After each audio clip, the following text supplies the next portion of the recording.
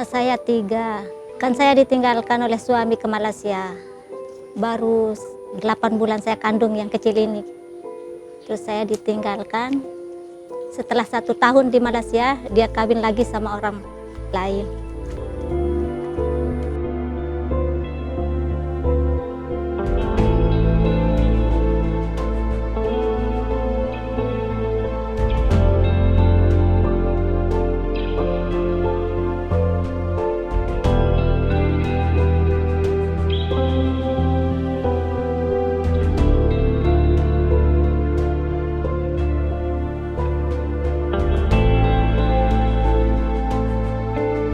Nama saya Nurmayani. Di sini saya tinggal bersama 2 anak saya dan orang tua saya.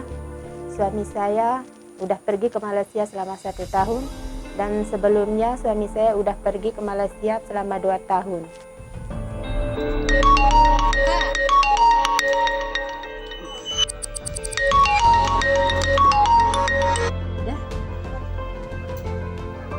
Halo, Assalamualaikum. Waalaikumsalam. Duduk Kayak baik, sehat. Sehat. Belum kabar. Hai. Mama milong ketakun. Hah? Kue kajian ini. 2. Kue semayang sebulan ita. Gratis. Gratis lah, kaget deh. Nama saya Nita. Umur saya 9 tahun. Saya kelas 4 sekolah di SDN 2 Jerowaru. Saya tinggal bersama ibu, adik, dan nenek saya. Sedangkan bapak saya di Malaysia sudah 3 tahun.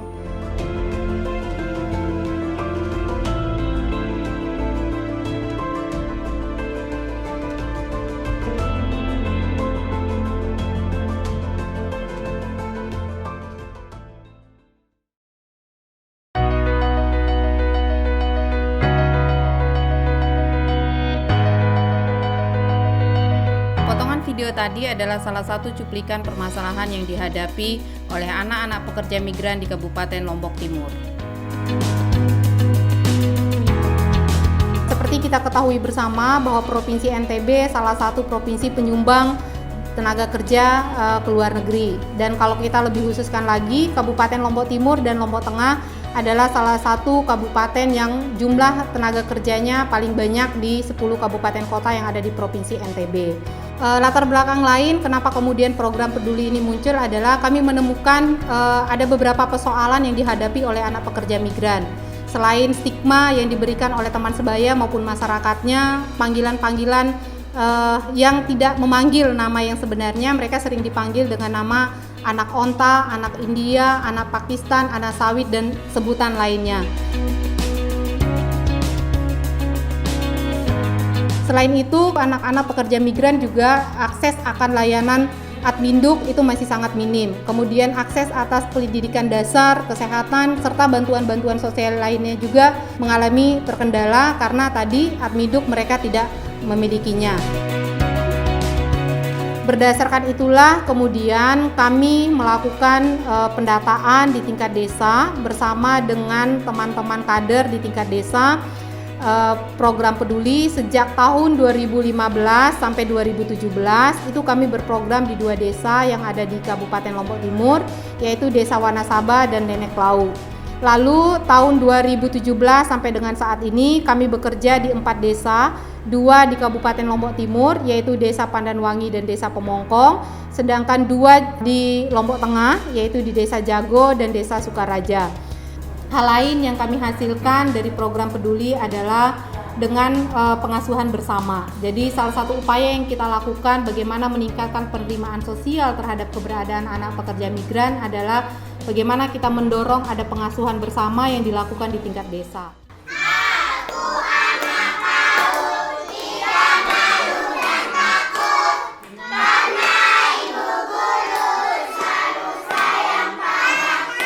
Saya Robi Hadiawan.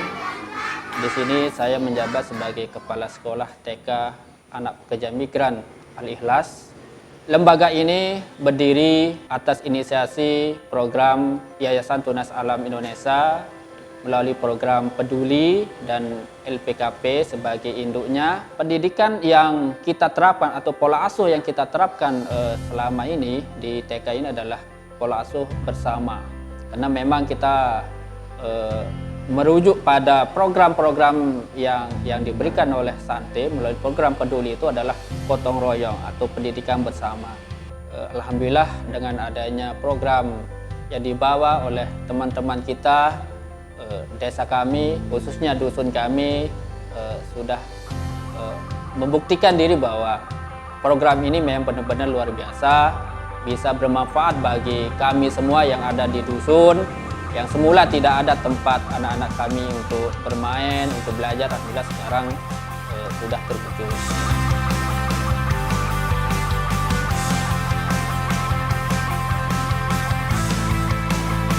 Saat ini PAUD Al-Ikhlas yang ada di Dusun Mungkik mendapatkan pengakuan dari pemerintah Kabupaten Lombok Timur menjadi PAUD holistik dan terintegrasi.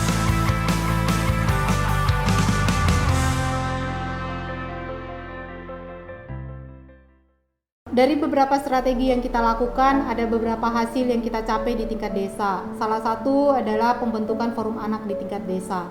Kenapa ini menjadi penting? Ini adalah forum anak-anak untuk mengembangkan kreativitas mereka, mencetak mereka menjadi aktor-aktor perubahan di tingkat desa, mencetak mereka menjadi pelopor dan pelapor di tingkat desa. Forum anak saat ini sudah mampu mengorganisir teman-temannya, sudah ada perpustakaan pustaka yang ada di tingkat desa, itu menjadi media mereka untuk berkumpul, media mereka untuk mendiskusikan persoalan-persoalan yang terjadi yang dihadapi oleh teman-teman sebayanya.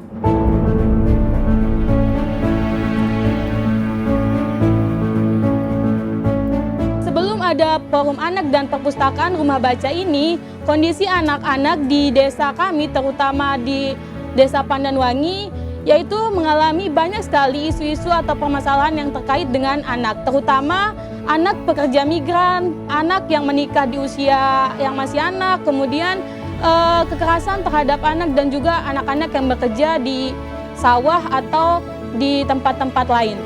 Dan setelah adanya Pustaka Kemah Pandawa ini, kami merasa sangat senang dan juga bahagia karena di sini kita bisa melakukan banyak sekali kegiatan-kegiatan dan belajar berbagai hal tentang segala sesuatu yang ada di pustaka ini.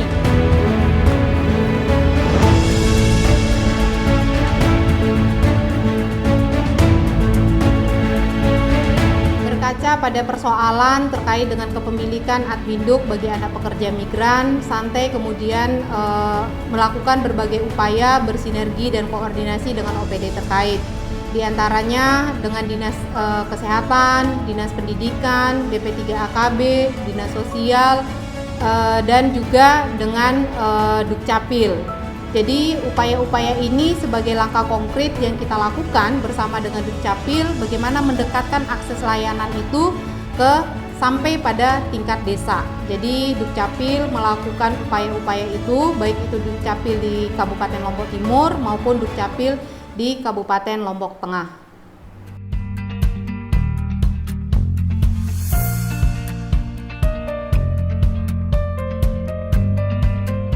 Dua tahun terakhir kita melihat bahwa di Desa Pemongkong dan Pandanwangi ini adalah desa dengan angka kepemilikan dokumen adminduk yang cukup rendah, sehingga dengan advokasi bersama dari Dinas Dukcapil dibantu oleh Santai, LPKP dan juga pemerintah desa yang aktif membantu masyarakat, kita bersama-sama bergerak untuk melakukan sosialisasi, mendata dan juga melaksanakan pelayanan.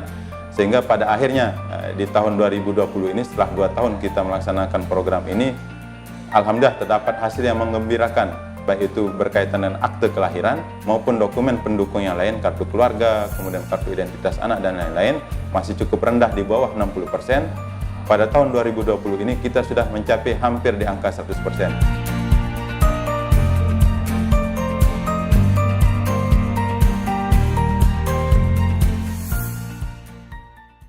Capaian lain yang kita peroleh dari gerakan inklusi sosial perlindungan anak pekerja migran adalah di tingkat provinsi sudah ada surat edaran gubernur terkait dengan perlindungan anak pekerja migran.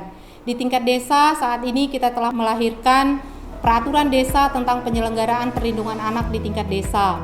Lalu forum anak, kemudian forum kader peduli yang ada di tingkat desa sudah mendapatkan SK dari pemerintah desa. Ini adalah salah satu bentuk pengakuan desa terhadap kelembagaan yang dibentuk di tingkat desa.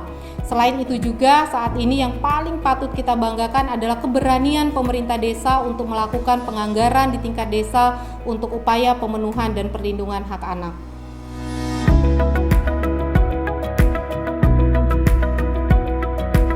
Munculnya Perdes yang telah kita sepakati bersama BPD kaitan dengan Perdes Perlindungan Anak niki, alhamdulillah masyarakat kami menyadari hal itu sedikit demi sedikit sampai saat niki kita rasakan bahwa masalah anak ini sudah mulai terjaga. Apa-apa saja yang boleh dia lakukan dan apa-apa yang tidak boleh dilakukan baik oleh anak itu sendiri ataupun oleh para orang tua sebagai ibu atau bapak dari anak-anak niki.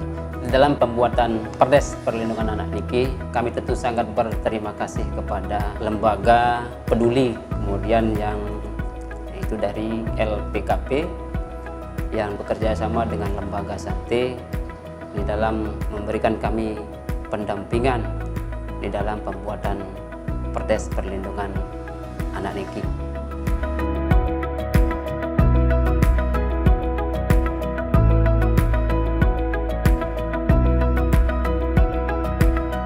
Tentu saja perjalanan panjang yang kita lalui bersama program peduli tidak berjalan mulus, ada beberapa tantangan-tantangan yang kita hadapi, sehingga kita berharap ke depan apa yang kita lakukan saat ini bisa diperbanyak lagi di desa-desa yang lain. Lahirnya kemudian sistem pendataan yang kemudian itu masuk dalam sistem informasi desa. Kemudian ada kebijakan-kebijakan juga sebagai tindak lanjut dari surat edaran Gubernur Provinsi Nusa Tenggara Barat terkait dengan perlindungan anak pekerja migran, dan ini kemudian praktek-praktek baik ini bisa direplikasi, diadaptasi oleh orang-orang, diadaptasi oleh OPD terkait, diadaptasi oleh pemerintah desa, sehingga kita bisa melakukan upaya yang lebih luas lagi dalam melakukan gerakan inklusi perlindungan anak pekerja migran.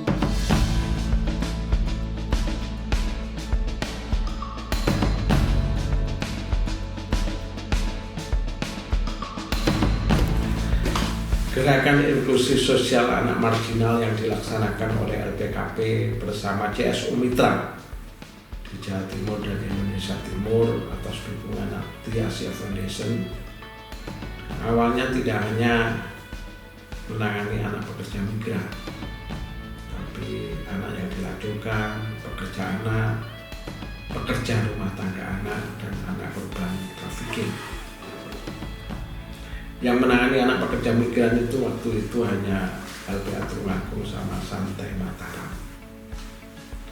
Sebab pada awalnya sebenarnya APM itu tidak terlihat, tidak ada data, dan tidak dianggap masalah. Setelah penanganan yang dilakukan di Tulungagung sama di Lombok itu, maka diketahui berbagai permasalahan yang dialami oleh APM. Upaya pendokumentasian gerakan inklusi sosial APM yang dilakukan oleh Santai Mataram ini merupakan langkah strategis untuk terus menggelorkan pembangunan manusia yang setara dan bermartabat bagi semua warga, tanpa seorang pun yang ditinggalkan, tanpa seorang pun yang dipinggirkan. Itulah gerakan inklusi sosial yang kita maksudkan.